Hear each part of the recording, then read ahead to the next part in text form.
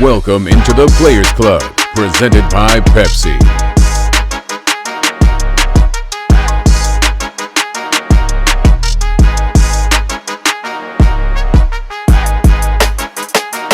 The Players Club is presented by Pepsi, the official soft drink of the Washington Commanders. And in part by Johnson Kendall Johnson, the official insurance broker and risk management partner of the Washington Commanders, where our passion is your protection. Now for your hosts, London Fletcher, Santana Moss, and Sean Springs. Welcome to another edition of the Players Club, and have we got a show for you tonight. We're going to talk about that Marshon and Lattimore trade. Who got the dubs of the week versus the New York Giants? Got to preview our upcoming game against the Pittsburgh Steelers. We got a special guest, Scary Terry. Terry Gordon is going to join us.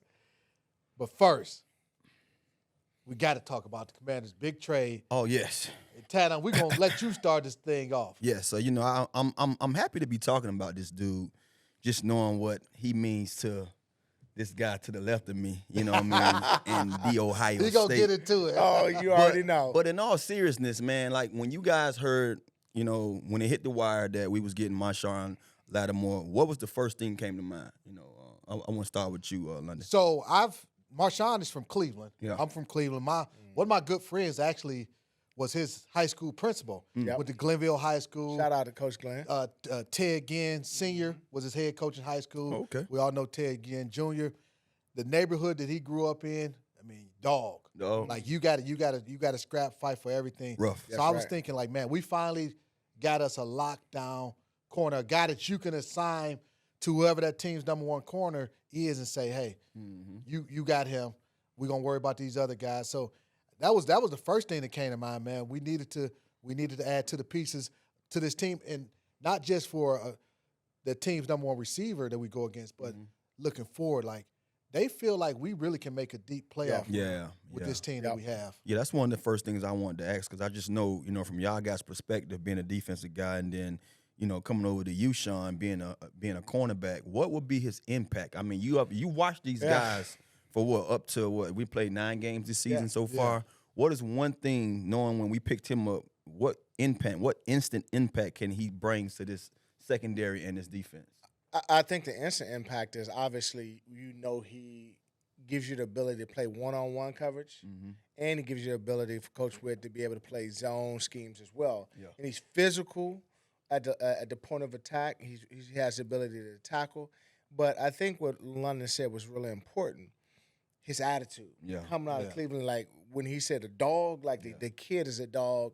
I'm excited. He's a Buckeye, played corner. They had a great group of guys when he was there, from Garyon Conley and Eli Apple and all those guys. And he's a competitor, man. So when you add him to the mix with the other players and his attitude, that dog-ass attitude, when he comes into the mix, the level rises. Everybody comes up. Here's something else that I feel like he'll have, the impact he'll have, and we haven't talked about this, because when you first think of adding to the corner, you think, okay, adding to the cornerback position, you think coverage. Yep. Adding him to the team also will help the run defense. Yep. And here's why. When you look at our game against the New York Giants, we showed a lot of cover 2 to start the pre-snap, and played a lot of kind of quarters coverage or cover 6, and you know. But now you'll be able to play more pre-snap single high safety. They may still show pre-snap too high, but you can maybe bring him down to the box, because you feel comfortable playing more single high safeties, more man to man. He adds, now you can probably play pressure a little bit more. Yep. Bring more 5-man pressure. Bring more 6-man pressure, things like that, because you have a guy that adds to the additional cover guy. So not only helping you on the coverage standpoint aspect, he can help us improve our run defense.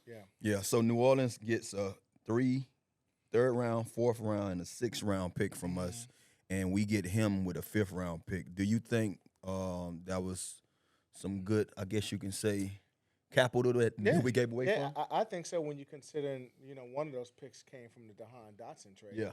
I think we all were a little kind of shocked at first when we heard about that. No, that wasn't. We kept that pick. Well, from we John. kept that pick, but we still had our a third. original. Yeah, we still had we a gave third them our pick to third give. round So, right? But so we didn't get anything from Deshaun that attributed. we got to a that third. trade. We got a That's third what I'm too. saying. So we the just third. That's what I was saying. So you got a third that you can add towards Lattimore. Yeah.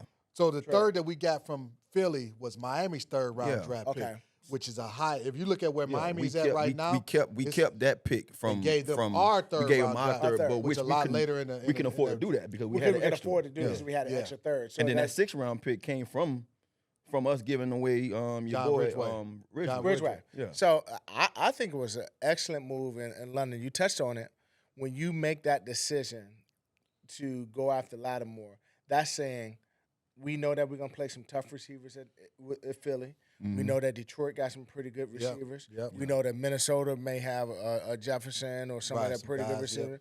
And we know that we might play Tampa again. And we saw in week 1 what happened there. So we in the potential in the playoffs, we're going to see some dogs. And not even the playoffs. We got Dallas. We got Dallas. We got CeeDee Lamb. I look at it like this, just from a receiver standpoint.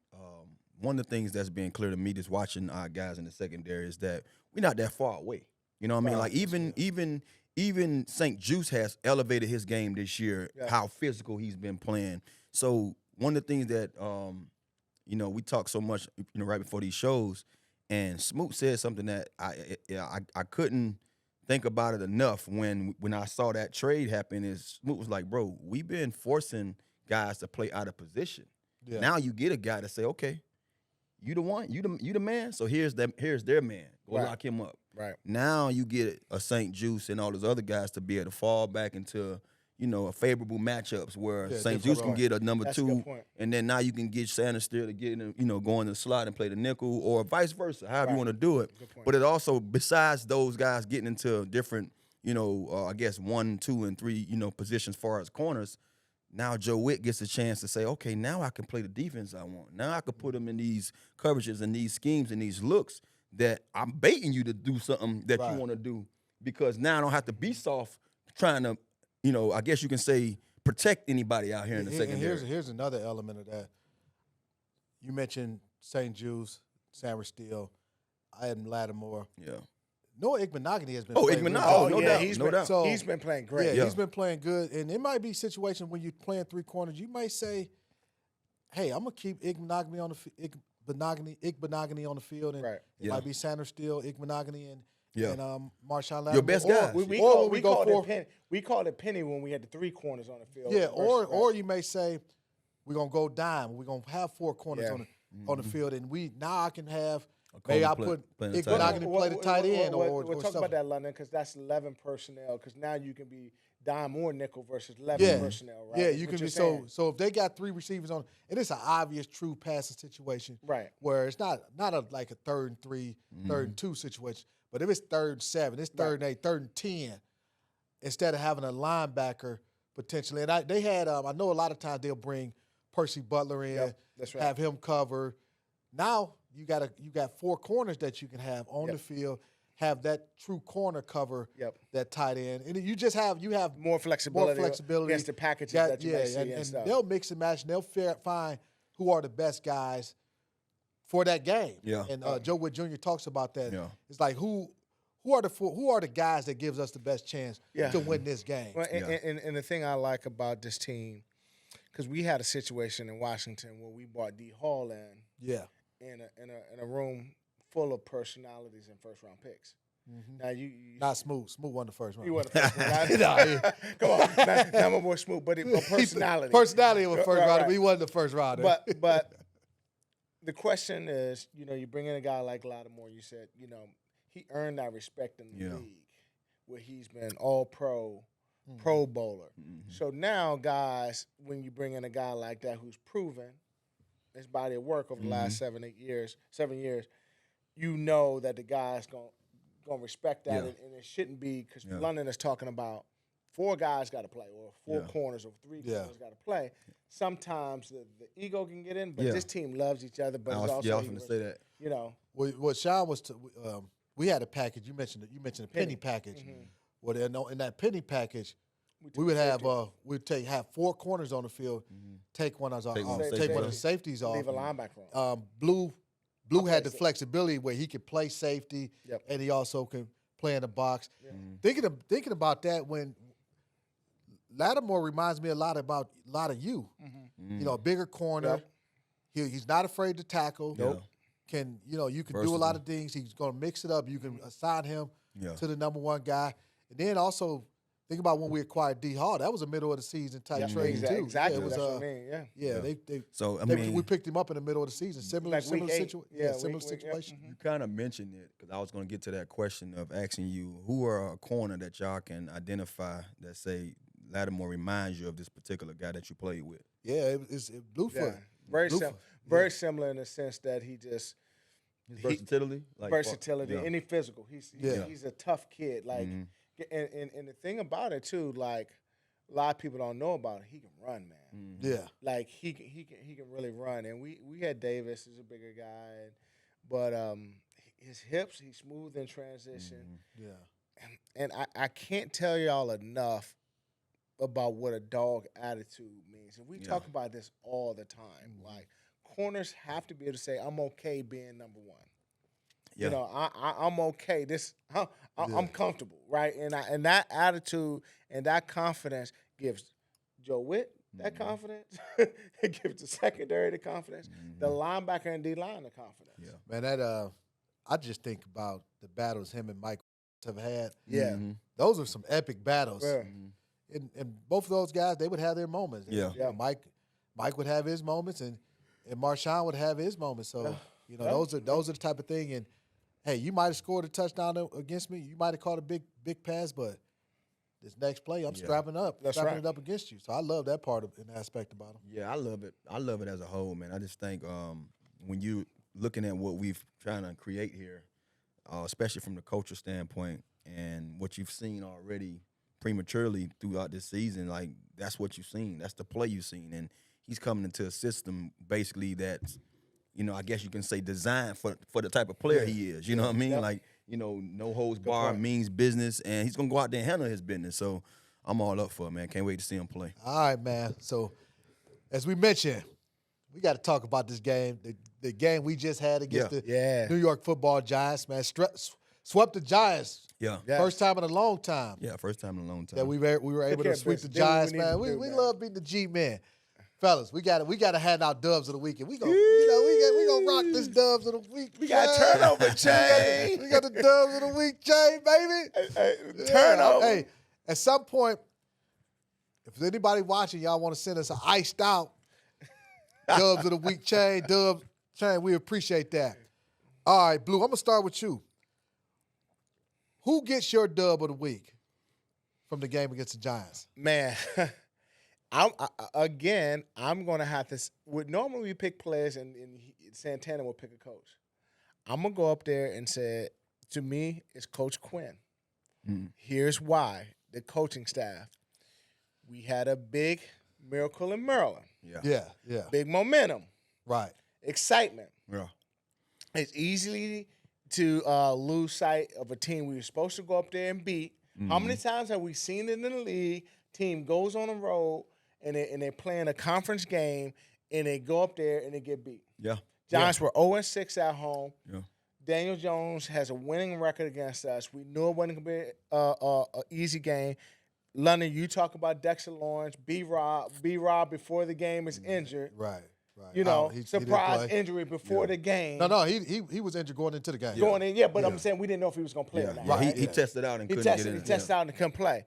You know what? That was a big loss. Yeah. So for me, it was the coaching staff having these guys prepared and not let down after a big win, an emotional win, going up there and taking care of business in New York. I like that one. I like that one. Normally I'd be the one that pick a coach. I like that one. So since you did that, beat you to it. Yeah, no, it's all good. It's all good. But mine's gonna be better. I'm gonna tell you why. My dub of the week goes to the offensive line. There we go. Coming into the game, what we talked about, these guys had, their G-men D-line had, 35 sacks. They were number one in the National Football League. You got Lawrence, you got Okereke, you got Burns, these guys had their way with guys. And we talked about Biotic and how he performed the first time out against Lawrence. And he was like, hey, that's one guy that has his number, Biotis played well against him every time he see him. He held him for over. He didn't even have a play that we can really identify with saying that's the caliber of player he was the first time out. And then you kind of come in and say, all right, I'm going to show you I can do that again. That's hard, bro. Right. I mean, we played teams twice in a season, and it never looks like the first game. Right. Whether they either get you or you get them, it's never the same way twice. And for us to go out there and dominate and be dominant up front as a whole, man, that young kid Coleman, man, we can't say enough about what he does and what he brings to the left tackle position. You know, not having Lucas, not having somebody who can come in and sub for him. He went out there and held his own. So I have to give my dub of the week to the offensive line, man. And we've been praising these guys a lot this year. So I'm loving the way this thing is trending because, you know, without them, we can't be special in the run game. We can't be special in the pass game. And so they get a lot of credit. And I remember in camp, you talking about that's what you were nervous about. You talked about the line. We had some rookie guys. They played outstanding, man. They played great. Yep. They played outstanding. All right, I gotta adjust my chain, man.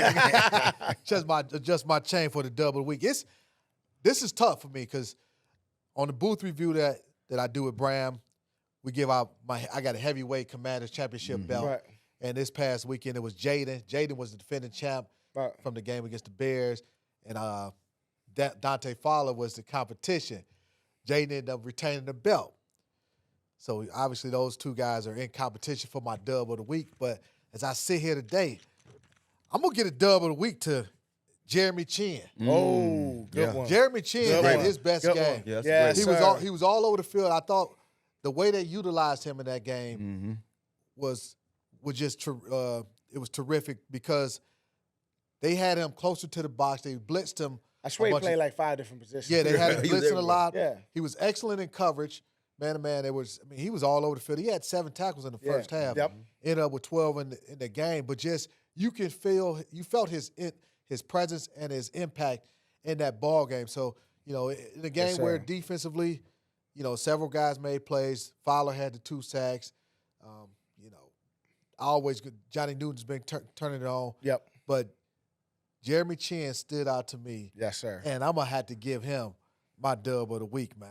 He's going to get my dub of the week. week. Man. He deserves it. He led the team in tackles, too, I believe. I think he had like 11 tackles or something like that. Man, we number 1 in the NFC. First time 7-2 since 1996. Yep. 1996. Let's talk about the quarterback. Yeah. Jaden.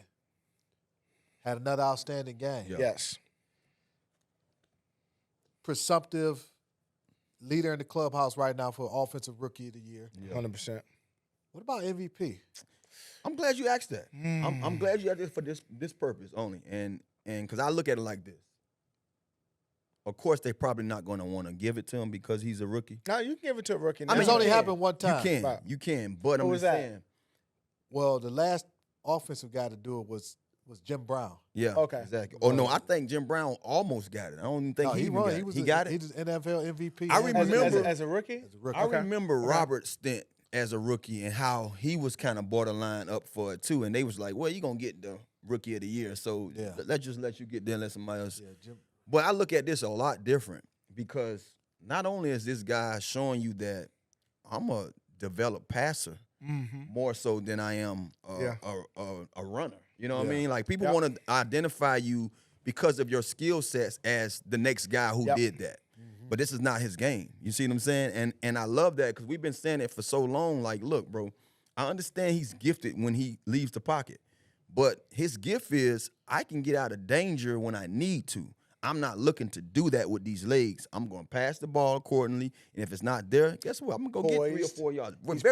Very poised. So I look at it like this, man. If he stays on this rate, which it seems to me this is him. It's hard to say that, oh, we seen this side of him and we seen that side of him. No, we seen the same guy from week 1 to 2. The only thing we saw different from week 1 to now is that he's not second guessing that throw. That guy. Better version, getting better. Week 1, he was hesitant throwing because he was like, well, I want to make sure it's there. Right. Because he's used to the college, he's wide open. Yep. And he realized real fast, oh, okay, it's a guy gonna be here. Let me just still do what I do. You know what I mean? I'm an accurate passer, so let me go ahead and show them that I'm how accurate I am. But I will say, if he stays on this path, it will be hard.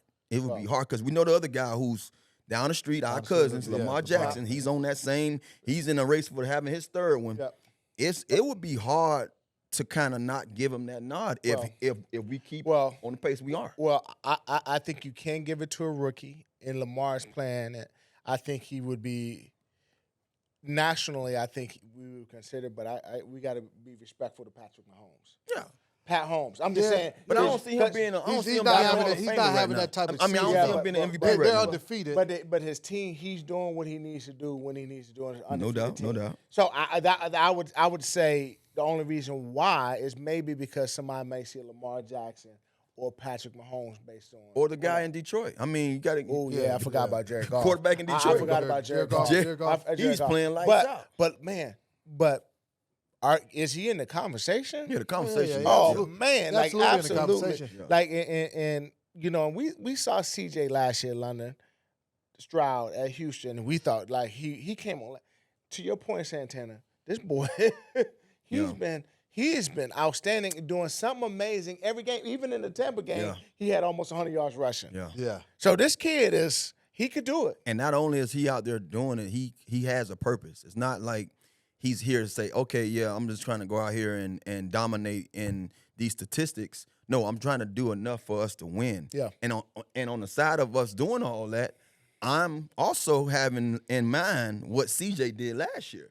Those guys are guys. Yeah. And he spoke it. He said, yeah, man, I'm going to take that down this year. Okay. And I was kind of thrown out when I said, oh, he said that before the season even started, that he was shooting for what C.J. Stroud did. So to know that he came into the season with that in mind, man, that's amazing to me because, sometimes you want to put so much on your plate. You know what I mean? To me, that was kind of like, bro, you adding a couple more slices to that plate. It's only good enough for 3 of them. Yeah. You trying to put 5 on that plate, that thing going to fall over. No, it ain't. But he understands. You know what I'm saying? His plate baby.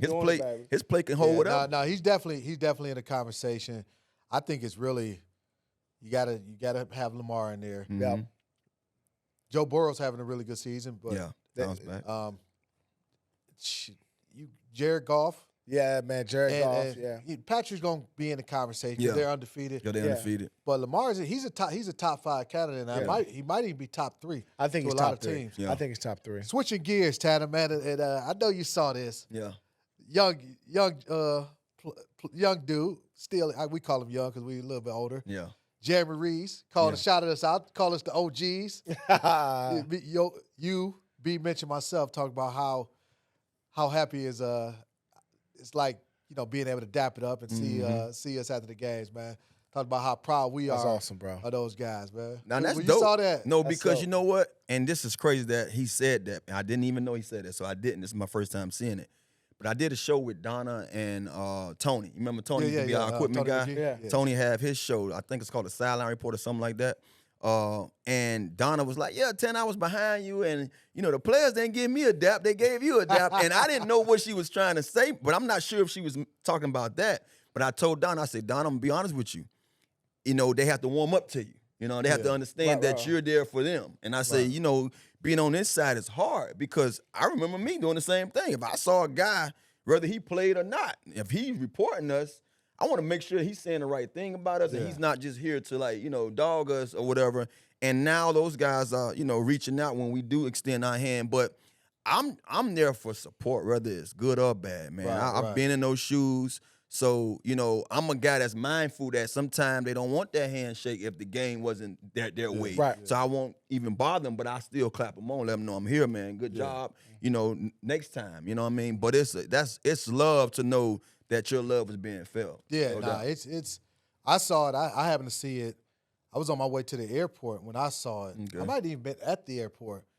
I saw it, and I responded back to him because, man, we are proud. Yeah, it feels good if you wore the burgundy or gold, whether you played for the Commanders, the football team, the Redskins, whatever. It's hard. I played for 3 teams, but I bleed burgundy and gold. Yeah.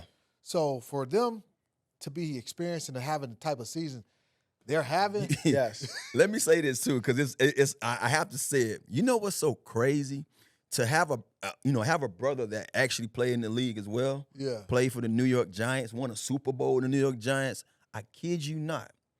All our friends and immediate family, when we happen to root for a team, everybody's on the chat talking about us. Right. You never hear them I love say, that. I love never that. hear my dad would call, like, hey, looking good. We looking good. And he says, we looking good. And I'm sitting there like, it's amazing to me that, like, everybody, once I got here, they felt just how I felt. You know what I mean? This is my team. I mean, I played with the Jets. My brother played for the Giants. And we don't see no other colors but here. So, no, it's amazing you said that, how, you play for 3 different teams and you bleed this color and these colors, and that's how I feel. My family feel the same way. I thought he was going to say Big Fletch OG. Hey, man, Tanner, you got a chance to talk with OZ, Olamide Zaccheaus. Yeah. He had a huge catch. Yeah. I think he went with like 40 yards late in that game, man. You and B. Mitch got to talk to him on the post-game live about this brotherhood. You know what, man? We've had a lot of guys that come in here and sit down and be on the show with us. And no matter how we word the question, it always come out. Yep. About what they have here, what they're building here, what Dan Quinn is trying to build here, and wow, everybody talks about it. That's how you know it's real. Yep. See what I'm saying? It's one thing is saying things. We can all say things that's cliche, and if you ain't seeing it, you like, well, you just said it because that's just the right thing to say. Right. But it's really a brotherhood. It's really one of the things that the kids talked about and spoke up about. He was like, we all have a hand in this. That's a brotherhood. That's the way you allow your brothers to eat. Like, I'm my brother's keeper. So therefore, if, I'm going to speak hypothetically, if London was a running back and he's running, I'm a receiver out there, I'm going to go protect him. I'm going to go block. I'm going to make sure that if I can get that last block for him to spring along with and get in the end zone, I'm going to do that, and vice versa. And that's what you see. You see these guys' effort. You see the way when the ball does come to them, they understand that this is my chance to go out here and make an imprint in this game. I'm doing my part. Doing my part. We used to always say, how do I contribute and do my part? Because he's relying on me. That's my brother's relying on me. I don't want to let him down. I don't want to let him down. Bingo. And that's how, I haven't won a championship in the National Football League. I didn't win one in college either. I was a team that got robbed from me even going to the national championship in in college. I won one in high school. This is what we had. A brotherhood. Mm-hmm.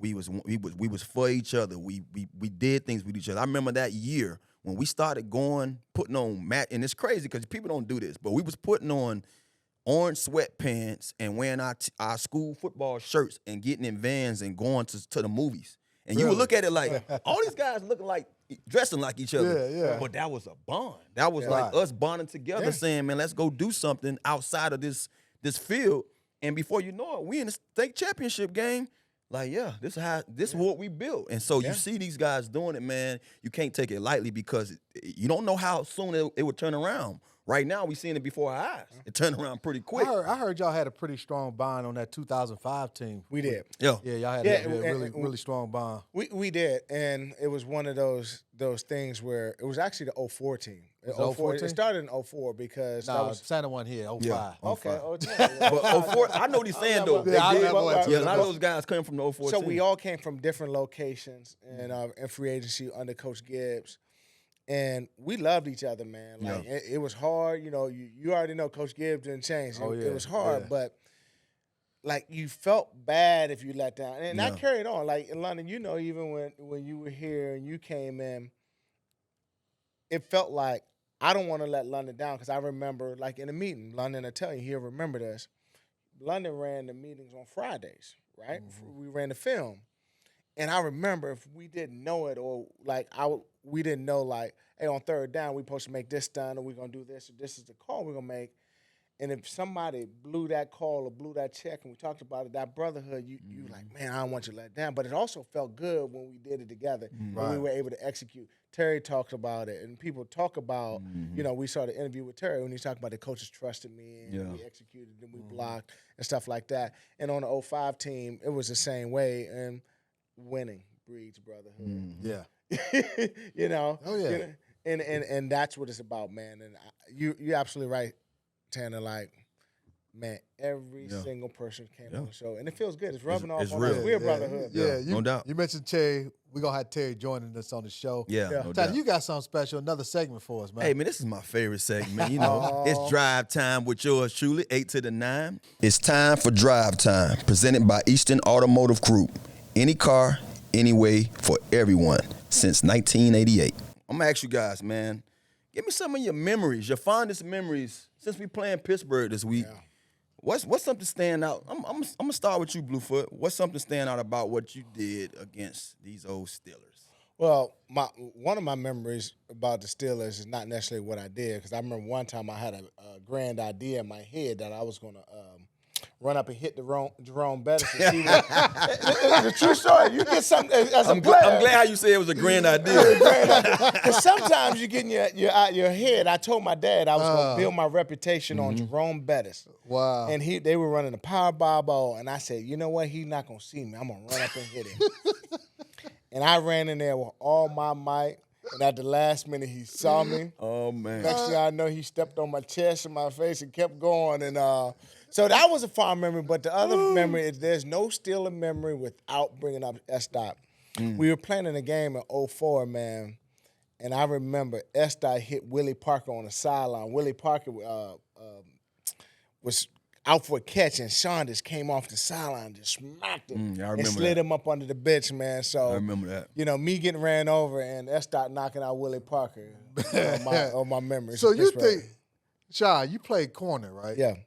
You didn't think, like, let me get a memory against Hines Ward, Because Plaxico Burns. He was tough. Like, let me get an interception off of Ben Roethlisberger let me or tell you somebody. why, though. Because you can develop a reputation. You know, there's certain people you do something against, you develop a reputation. That's when being you backfired. That's so what you gonna say I'm gonna make a memory of knocking out Jerome Bettis. If I hit Jerome Bettis and knock out Jerome Bettis, I'm gonna have the reputation being a big hit. I ain't gonna have to tackle nobody else. I'm gonna look at you the same, because Jerome Bettis is gonna be trying to find you for the next time he play, every time. Now you was on that man's Hall of Fame highlight video. I might have made his highlight. For sure. What about you, London? I grew up a Cleveland Browns fan, and just always hated the Pittsburgh Steelers. That's just that was just a part of it. Just remembering all those battles, man. Browns, the Steelers, and I hated Jack Lambert. Went to Jack Lambert football camp growing up. Yeah, I wouldn't have went even if I could have. I wouldn't have went. I just didn't like the Steelers. But just those are my memories of the Pittsburgh. Those Browns, Steelers matchups, and they used to be physical, violent. Obviously played against the Steelers a bunch of times. They were physical, man. I remember we played. This was 2010. We played them on Monday Night Football. Oh my God! And I hit Roethlisberger and knocked him out of the game. He tried a quarterback sneak right at the goal line, knocked him out of the game. So they bring in Byron Leftwich. Here comes Smoot talking. They got Leftwich in the game. We about to pick him off. Boy, Byron Leftwich came out there with that long delivery, kind of like he was coming from Ashburn with that delivery. Yeah. He out there lighting us up. Yeah, I remember that game. I remember that game. But man, I wasn't on that team. That was 2009. You was on that team. That was 09. That was 09. 09. That was 2009. You was on that team. It was 08 actually, because it was a year. Oh yeah, we started 6-2. Yeah, we started 6-2. Oh my goodness, you talking about when they had? It was 08. I know exactly. They had Mike Wallace at receiver. Yeah. Mike Wallace, yeah. But Smoot was talking the whole time, but then comes. Look, they got Leftwich in here. We're about to pick him off. Boy, Leftwich went right at him. He right. He did. Burped him up. Y'all leave my dog alone, man. My dog. You got some good memories against Steelers, man? Yeah, it's funny, man, because we were sitting here chopping up before we got on the show, and I think one of my most fondest memories, now, I have some touchdowns against them in both places, in New York and here. I'm going to speak about the New York one first, because I was a pup, didn't know nothing about what I was doing out there. My last year as a Jet, I remember it was yesterday, because it was 2004. I had a hamstring the whole season, lingering. I told them I'm taking myself off a punt return. I can run routes 3/4 speed, get open, catch the ball, get down.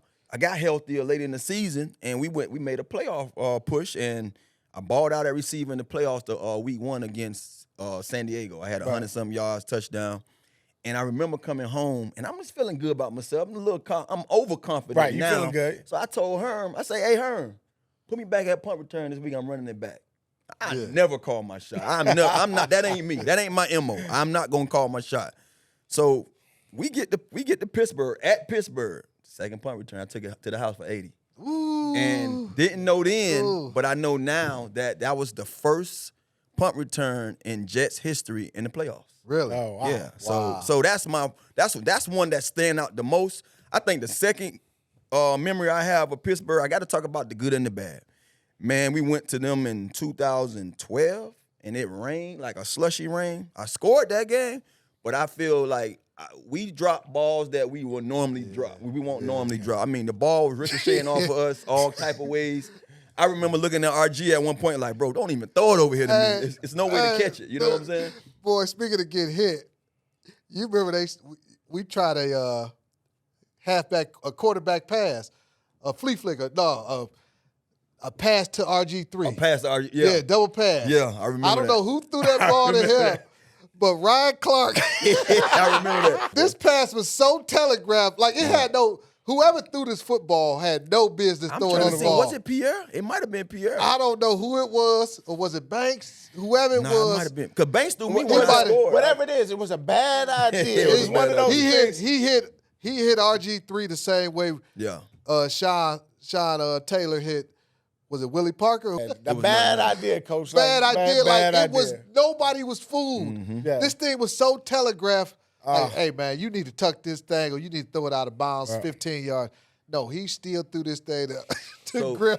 So speaking of bad ideas and that particular play alone, what do you guys think about just the run that Tomlin has had since he's been? Oh there? man, I mean that's something that people don't bring up enough. Yeah, he's the only thing you can knock him on. He hasn't won more Super Bowls based on how the record they've had, and sometimes they've been a number one seed. But a lot of times you're going against the GOAT, man. You're going against Tom Brady. Yeah, Mike Tomlin has never had a losing season. Yeah. What, he's 16, 17 Yep. years? Yeah. His worst one was coach. 8-8. Yeah. He's a hell of a football coach, phenomenal coach. He knows how to challenge his dudes, get him to play. Leader of men for sure. Leader of men. Definitely a leader of men. I respect him. I don't know him personally, but just competing against him, like he'll say something to you on the sideline. Or during the game, you might make a tackle on the sideline. He'd be like, I remember one time playing, he'd be like, man, find out you out there hunting, man. Like he appreciated me the way I was playing the game. You know what? And it's funny that you said that because I had a chance to spend time with him at the league meetings, and I've never had a chance to spend time with him before. I knew about him because he's from Virginia, and he kind of knew my dad and stuff. The guy knows, like, he's a historian of football. Yeah. He loves football. When you said that reminded me, he appreciative of good plays. Mm-hmm. You out there making plays against his team, or you're a good football player, and I think he respects football. So when you talk about his tenure, man, you're talking about a guy who the standard is a standard, and he's got to be considered one of the greatest coaches to ever coach this game, and deserves a lot of respect. No doubt. All right, man, we got my favorite segment. Set the tone. Set the tone then. It's time to set the tone. Brought to you by Johnson Kendall Johnson, the official insurance broker and risk management partner of the Washington Commanders, where our passion is your protection. Set the tone. We're talking about the Pittsburgh Steelers. Yes, sir. Got to talk about preview. We got to preview this game. Yep. Big game. Yeah. Yes. Both of us first in our division. Mm-hmm. I can't wait for this one, man. Oh, man. Yeah. I can't wait for this, man. Think about this. Both teams made trades at the deadline. Mm-hmm. Yep. We acquired Marshon. The Steelers, they not only acquired a defensive player, they acquired Preston Smith, who that was a quiet one. That was a sneaky one. Right. So I didn't even know that. If you think about Pittsburgh is saying they did what we did, but from a mindset of, all right, we got two pass rushers already. They got T.J. Watt, and they got Highsmith. Right. Who are we going to potentially play in the playoffs? Mm-hmm. Lamar Jackson, Ravens, obviously Kansas City Chiefs, maybe the Buffalo Bills. Mm-hmm. You're going to definitely need pass rushers going against the Kansas City Chiefs, and you're going to need one against the Buffalo Bills. So we're going to add to that, but we also need a little bit more firepower on offense, so they add to that, and they trade for Mike Williams from the New York Jets. What do y'all think about them doing those moves? And will they have what type of impact will they have in this game? The Preston Smith one was quiet but deadly. It was sneaky because Preston is a great run stopper, but more so if you already got two pass rushers, and having 3, that means there's always somebody who can get to the rotation. Adding to that rotation is, in London, to your point, what you're saying is, we may play Buffalo or Kansas City in the playoffs. And the teams that we play in the East or whoever, we got to have the ability to get to the quarterback. And Preston's good against the run, so I think that was a great move for that organization in their front. As I was thinking about it, as you was talking, it made me also think you got a guy like T.J. Watt who plays so many snaps. Exactly. Now it allows you to take some of the snaps off of him on a first and second down, keep him fresher, especially in obvious passing situations or fourth quarter games where you need a closer. That's scary. Y'all think this is the best defense we've played all season long? Will it be the best defense? It's a toss-up to me because like I say, man, I still watched that first couple of series from that Ravens game, man, and I was like, man. Yeah, I think the Baltimore defense was. I think the Cleveland defense was solid. I think the Cleveland defense was really good with Myles Garrett and himself and Denzel Ward. Those guys. Don't get me wrong. I feel like we faced a few of them that has kind of that surprisingly. I'm not saying this because I didn't believe, but surprisingly, like we was so good against them. It almost made me like, well, damn. Like, you know what I'm saying? I thought they were supposed to be better than that. They weren't. You talking about Baltimore, right? Yeah. Right. Baltimore they weren't very good against the pass. They were number one against run defense. But at the same time, too, if you remember, a couple of times they put some packages out there where we had to we got to rebuke. We got to go in and do something again about this because I would say probably other than Tampa, they probably would be the best coach defense we will face. I think it's the Cleveland defense, though. Because Cleveland? Last year, if Denzel doesn't get hurt, that game is different. Last year, Cleveland had the number 1 defense in the league. Yeah. They had a lot more better balance. Joe Flacco played for them. So offensively, defensively, they weren't having to take as many snaps. But that Cleveland defense, they were stout against the run. You know, they got after you in the pass. And it took us a while to kind of figure those guys out. You know, if you think about the offense, it took them a quarter and a half to really get going offensively. When you look at Pittsburgh, they're top 5 in rushing defense. Yes.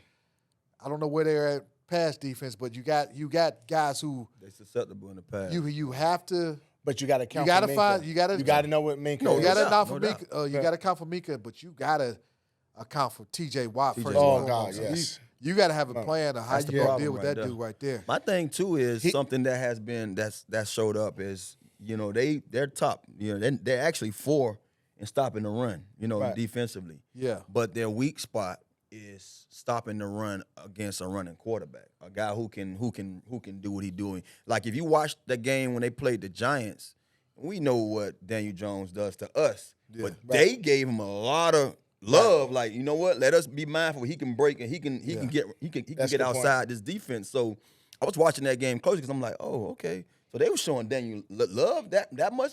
You know, they was giving him that much love, Daniel Jones. So just imagine what they're gonna do, knowing that our guy is capable of doing it. But like I said before, I think now the league understands Jaden a little more when it comes to his running ability. Like, and they see a guy like that twice. Jaden has the ability to make something when he needs to. Right. You know, even if it's not designed, he beats you with it. But he's throwing that ball half of the time. So I think they're going to respect him just knowing that, hey, he might get outside, so we're going to have a guy, too, probably at least one guy probably spying him.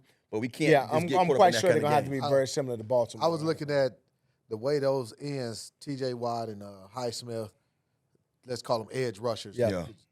How they crashed down the line of scrimmage, they chased. They better not. T.J. Watt, he was chased. I can't remember who the game was against. It was against the Indianapolis Colts. Right. Because the Colts had they ran the ball pretty good against the Steelers. The Colts was the team that beat them, right? Yeah, Colts beat them. Yeah. And I saw T.J. crashing down. And this is against they had Richardson, who was a running quarterback. But I don't know if Richardson finished that game. The Flacco he ended up getting hurt, but even when he was still in the game, he was looking at that zone read, and I'm like, damn, TJ is crashing down there. Ed hard. I know they're gonna look at it like, man, there's gonna be some opportunities. As far as our quarterback though, man, can Jaden continue to play the way he's been playing in the passing game against the Steelers? Well, I think when you have the RPO run pass option scheme, or the scheme that Cliff has put in for him, what I like about it is they do a job of attacking your weakness each week. Yeah. We came into the game against, Cincinnati saying, hey, they do some exotic pressures and coverage, but if we catch them in zero coverage and we catch them in an all-out blitz because we know they're going to be risky, we're going to take our shot. Right. When you look at the Giants and you say, hey, we're going to get on the edge, you talk about, hey, don't run straight at Dexter Lawrence, but get on the edge. Week 2, B-Rob had 133. Right. So it seems like they figured it out to attack each defense and defensive scheme. Yeah. But, the brothers at the defensive ends, the brothers up at Pittsburgh, is a little different. Tom is going to have a scheme. Obviously, they see Lamar twice, so they're going to be familiar. Tanner, you as a receiver, you've had a chance to kind of look at them in the past defense. Yeah. How can Terry have success against them? That's what I want to talk about. I think, man, like it's open. It's like that's one of the things that I saw. If I saw anything in his defense, when I saw Darius Slayton get deep on him, and I saw Daniel Jones play tricks with that safety, I say you can't show that to us because it's not only that we have one. Like you say, we talked about that. That core of wideouts that's getting the job done, and don't forget about Zach Ertz. Right, man. Like we have enough weapons in the passing game to really hurt you. And one of the plays stood out the most to me last week was 3rd and 9, and to watch that kid go through his progression, first read, second read. Oh, guess what? I got my dump off guy here. Yep. And Eckler come across the middle of the field and shot across. Yeah. We pick up the first down. Like if you bringing them guys, that's why I say you got to give a lot of credit to our offensive lines, how good they've been in protection and stuff like that. But I love us and our passing game because I feel like Cliff Kingsbury has been putting him in situations where, you know what, bro, you're going to have a lot of options. And if nobody's open, you either going to take off and take what you can get or give it to somebody that's, I guess your dump-off guy that he can go out there and get them yardage. So I think we got a lot of room to really, get at them in the passing game, but it's all going to be basically predicated on how good we protect them up front. From flipping the other side of the ball, our defense against Pittsburgh's offense, now with Russell Wilson at the quarterback, they've been averaging over 400 yards total offense. The passing game has come alive really with him at the – pushing it. Yeah, pushing it down the field. George Pickens. How we going to deal with Russell and the receivers of the Steelers? He's a little animal, bro. He's an animal. Hey, I think we got there's a reason we got Lattimore. Let's talk about it because people question the decision whether Russell would be the quarterback going forward, right? Yeah. But since he's been in playing, his trajectory of the balls, his decision making, his confidence, back shoulder, his confidence. Russell's been cooking. Yeah. And he's been hot. But Pickens is the X factor because that's one of the few guys in the league, and there's probably about 3 or 4 guys in the league. No matter how well you cover them, they still can catch the ball. I say Jefferson is one. Yeah. Pickens is another. Maybe let's say Mike Williams or somebody else. Where they're big bodies and their catch radius is crazy. So we have to know that. And I think we just got to be smart, man. We got to pick and choose on what we show them because Russell's a veteran, man, and everybody he playing with a little chip on the shoulder again, right? Or not even that, just happy. He playing happy football. That's good. I like see him being happy. That means you're gonna make him one dimensional. You got to stop that one. You're gonna have to stop that run. But also, once we stop that run, getting pressure on him. Yep. He's not as athletic as he used to be. Doesn't run as well. And he'll fumble the football too. Right, he will. He fumbled against us when he was with Denver. Yep. That was a costly fumble. Can we get him to doubt himself, to hold on to the ball, to all of a sudden be like, man? And that's what's starting with winning first down, getting them in positions where they got the 3rd and longs. Where you see where Russell does a good job on tape is just 3rd and 3, 3rd and 2. He's getting the ball out of his hands pretty quick, right? So we got to put him in a position where what can we do about that run game to make him one-dimensional? Because they do got a big back there. They got an Alabama back as well. They got Alabama back. And I think that's one of the things, too, man, that y'all spoken about earlier is just now having the ability to have another corner that you can say, man, guess what? I'm going to solidify you as this your side. So handle that so we can bring this guy down here and maybe now force them out of what they want to do. You know how what it's like to be a dictator. Like, let me dictate what y'all do, and not y'all dictate what y'all want us to be in, and you know, as far as in coverage. And that's what I'm hoping to see. I'm hoping, regardless if it's this week or not, I'm hoping that this Lattimore pickup is going to allow a Joe Witt Jr. to really go out there and play the kind of football he want to play. Because don't get me wrong, regardless of what we've been giving up run-wise, we're so opportunistic defensively that we make plays right when you want to be sexy and pretty. Right. That's when we go out there and get rid of, cause a fumble or get a sack. So we in those situations defensively all the time that allow us to say, even though we gave you a lot, we're going to come take that back. They, like us, they don't turn the ball over a lot. So we got to be it's going to be a good game of, like, trying to get them in positions, what you're saying, to turn the ball over. Yeah, because Russ want to be careful with it. All right, man. That's some great talk, previewing this matchup, setting the tone, as we like to say, against the Pittsburgh Steelers. This is your Ice Cold Player, brought to you by Pepsi, the official soft drink of the Washington Commanders.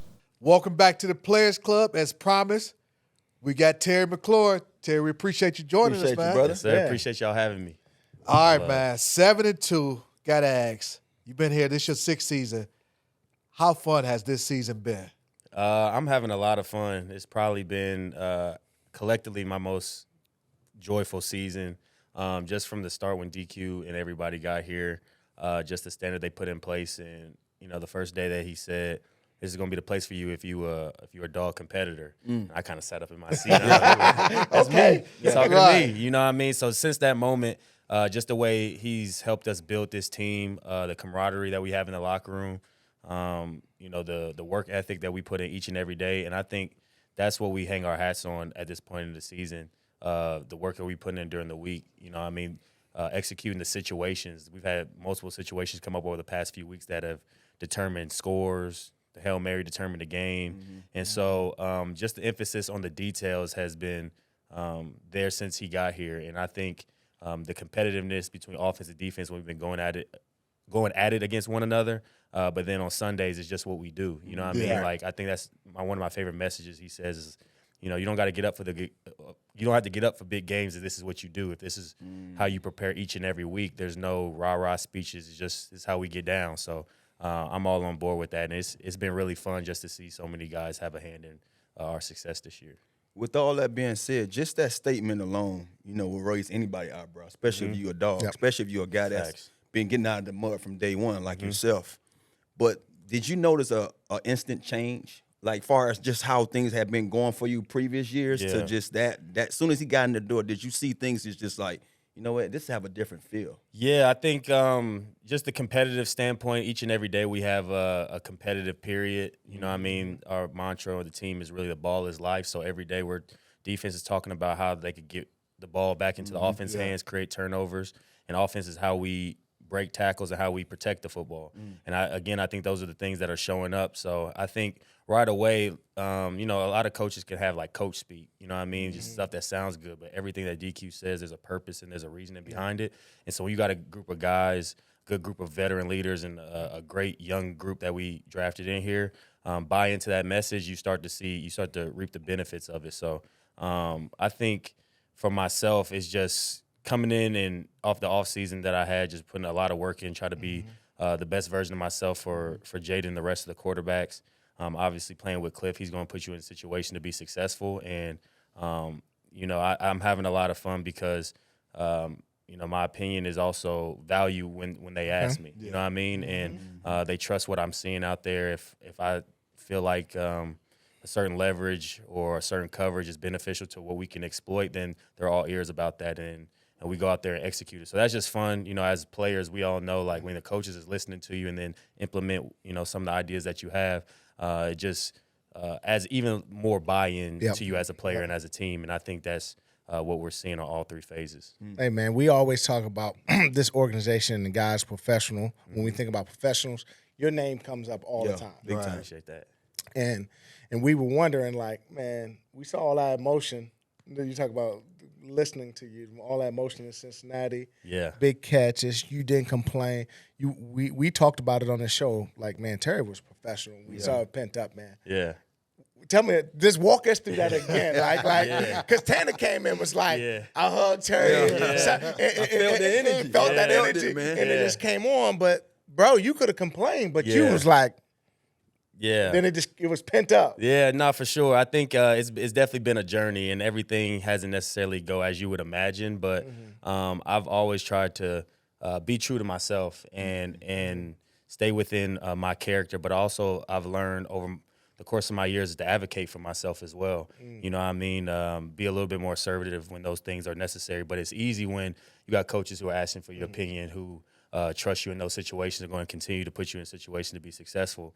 But for myself, I've learned, through my faith in Jesus Christ, just what patience and endurance is, and experiencing that and being present in the moment. And that was something I feel like that was very necessary for my journey, because I could sometimes be like, not a control freak, but when things are kind of out of your control, you don't know how to react, especially receiver. You know what I mean? That's a good point, because this guy right here, we used to tell him all the time. Yeah, Tanner, say something, right? Yeah.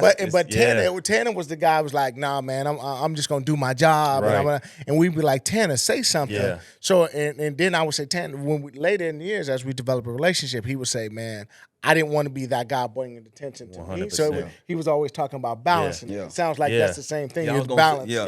It's 100% the balance. And especially coming in, like, we got a rookie quarterback. The last thing I felt like he needed was from me being the leader in our team to be chirping and on his back. You know what I mean? He's just trying to get acclimated and do the best he can to run our offense. And so I had honestly faith in him from the jump, just to see how he was progressing through the offseason, how he was getting better each and every practice. And so I knew after the first few games of the season, like, it's early. It's early days. And so I didn't hang my head, and I just continued to put in the work. And I just feel like that Cincinnati game was big for us offensively in our team. I feel like that's been the turning point. But, it kind of got the lid off the rim. You know what I mean? Hit a few deep shots.